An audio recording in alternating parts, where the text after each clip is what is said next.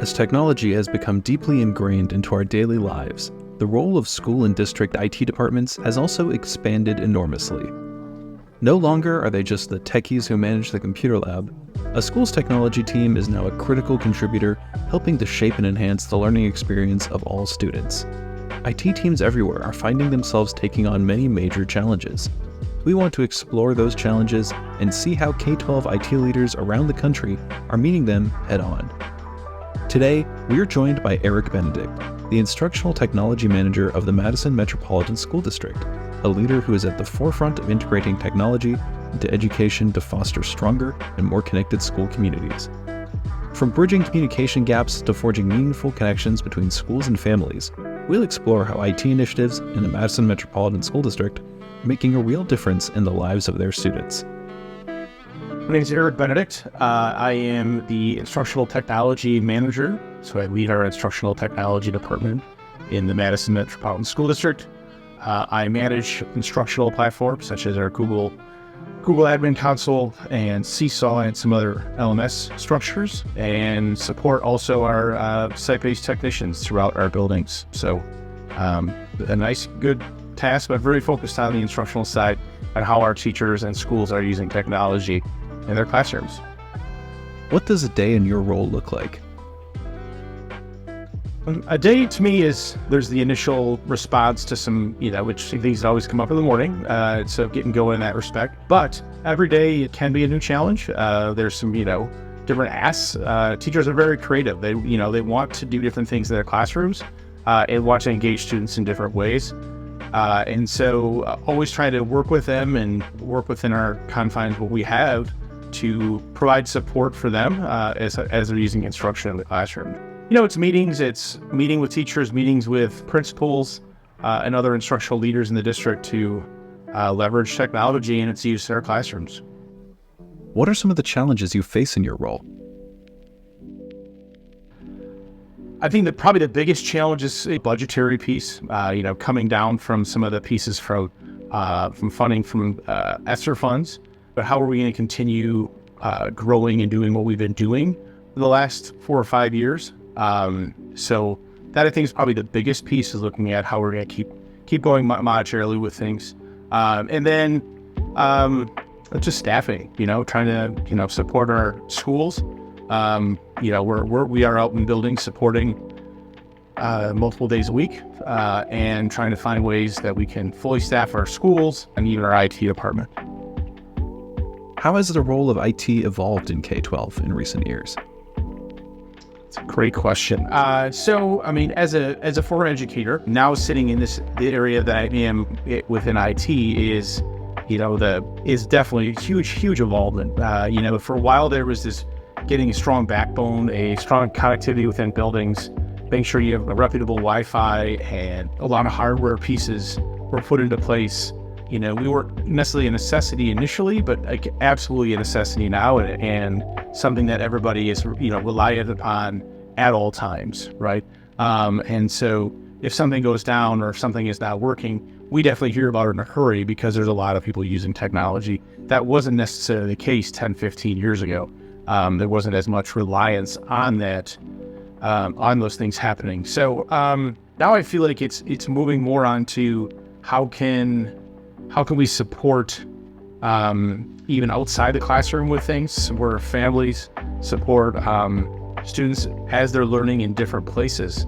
It's really pushing on trying to be as I said, creative and thinking outside the box as possible with what we have. What are the barriers to family engagement that you've identified in your district? Trust. I think that is the absolute number one right now, that we need to regain the trust of families and especially our traditionally marginalized families to try to regain their trust in public education or in our schools and the things that we're doing as a district. That to me is the number one thing. And then I think it's access to how we're providing access. It's no longer that Khajiit, right? It's no longer that hotspot. It's how are we providing or helping to get families hooked up to more reliable, high-speed internet wherever they are. And so working with community members, working with consortiums to try to find ways to get to that high speed or get that internet out to families in a more reliable way. That's a huge barrier right now. We've some good in ways and some things happening, but I think that's a big one. And then communication, that's always, it's also a really big one. It's making sure we are communicating to all families in an equitable way. That, it's not just an email, right? It's that we are trying to find ways to communicate and pushing information out to families in multiple ways. How are IT solutions helping you overcome these barriers? We've led community trainings with families during the pandemic as well as after the pandemic about getting access, about what the different platforms look like that our students are using technologically, right? And leading those in, multilingual ways, meeting families where they are. So working with one of the things we've been fortunate in the Madison schools, we've hired on and brought on, added a bunch of positions for, we're calling our village builders. So there are community members that we brought into our schools to help re-engage families and re-engage the people that have been, as I said, marginalized before. So they're doing some great work and partnering with them to help our families out. And so providing them with technology as well as finding ways to, when the changes occur, to either logins or other pieces like that our families understand why we're making changes when we have to make changes. What challenges do you face implementing communication and engagement strategies? I mean, we're a medium-sized school district, so you always run the risk of communication, things get lost in the communication. So we can send things directly to parents, but from the district level, but oftentimes it's going to be read better if it comes from the school level. So let's try to give the schools the information that they need and help them tailor what they need for their families and students. We're working really hard to provide exceptional resources so that our buildings don't have to recreate something and that it's all ready to be sent home to families and that they can use. Do you ever utilize surveys to gather feedback from families? No, we haven't, but we should. So that honestly, it sounds like I was up last night thinking about it, in that we need to re-engage our that's one way we can re-engage our families is, so hey, great, we're sending these devices home. How's it going? What can we do from a district to help support you with this piece, either with breakage, loss, use, overuse, and so forth. And so I think that is one of my next steps is to convene some parent groups to listen, some listening sessions to hear back from how things are going. In addition to my students, I reached out to 5 middle schools today to establish some roundtables with students to talk about how is the take-home going and what sort of things can we do to better support them and their learning and what they need out of technology use. So, we haven't really been listening, and that is a fault sometimes. And I think we need to change that. And the number one thing you can do is listen and reflect and adjust any sort of policies you have based on your stakeholders. How can K-12 IT departments boost family engagement when dealing with staffing issues? Getting support from vendors, getting support from a company like Securely on how their tool can help engage families and really leverage their resources so you have more time to do other things, so you're not recreating different things. So leaning on your vendors to help you, I think, is something I've learned in the last few years in the role that I've been in, is that all the good ideas don't have to come from me.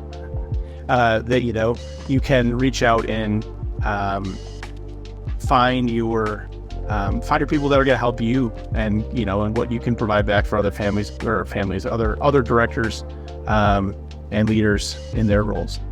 Have you found that giving parents control over student devices with Securely Home has helped with family engagement? Absolutely. So I do work with a lot of families on how to use the application, what the data is saying as it goes through, and showing families that the Securely system is working, that it is blocking them from inappropriate information or harmful sites or what you name it. So I think we've had some great success working with those families and empowering them to use it as a tool that can help them know that if that technology is at home, that there is monitoring and they can see what's happening on the device. We brought in Securely the first year that we started sending Chromebooks home because it was a peace of mind for us, whether if we are going to be sending 15,000 of these devices home, but how are we helping families and helping our students who are struggling with other things as well to make sure they're safe and using technology appropriately and so forth. So yeah, that's it. It was a neat thing. I will say, based on Filter and with families, we've been able to save multiple students' lives, which is something that I'm not saying we're proud of, but I think it's kudos to the application itself to enable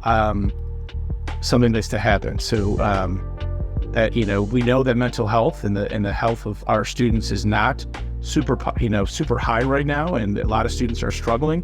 And so for us to be able to have a tool that will help in some of potentially preventing self-harm is huge. So it's a really great tool in that respect. Where do you see IT's role in family engagement going in your district in the next 3 to 5 years?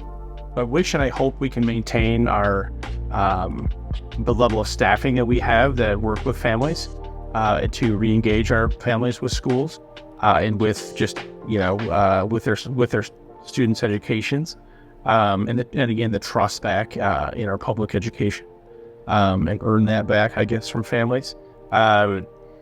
So as far as what communication pieces, we need to really focus on meeting our families and providing communication where our families are. So it's either different platforms in which we're posting information, if it's multiple newer or more intuitive communication tools and communication that is relevant for the family, not just something let's say cookie cutter, but something that's more personalized for what that family would be. So it's maybe it's I know the hot talk is all the AI stuff, but I feel like how can we leverage some of the things with AI to help us in our communication and help reach our families in different ways. What's one key takeaway that you'd like the audience to remember from this discussion? I think one key thing, and I mentioned the term trust a lot, in that in order for us to really build and rebuild our schools and re-engage a lot of our people is to continue to work to rebuild that trust that I think has been lost, and with organizations and with families. So to me, that is the biggest takeaway for me, is that it's hard work. It's not easy work. Is it rewarding when you see a higher level engagement by families, and that there's proud, and they're proud, and that they have they're excited about what you're doing in your district. That's where we need to be. And they said rebuilding that trust comes with, like I said, staffing, communication, and providing safe tools like such as Securely to families to know that they can trust you, that we're providing something that they can use and keep their kids safe.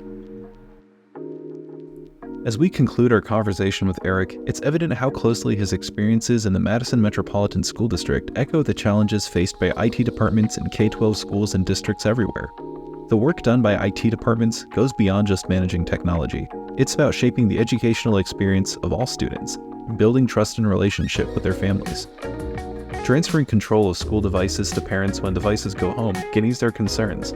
You can give them this peace of mind with a parental control app like Securely Home. Securely Home is part of Securely Filter, a cloud-based web filter designed specifically for K-12 schools.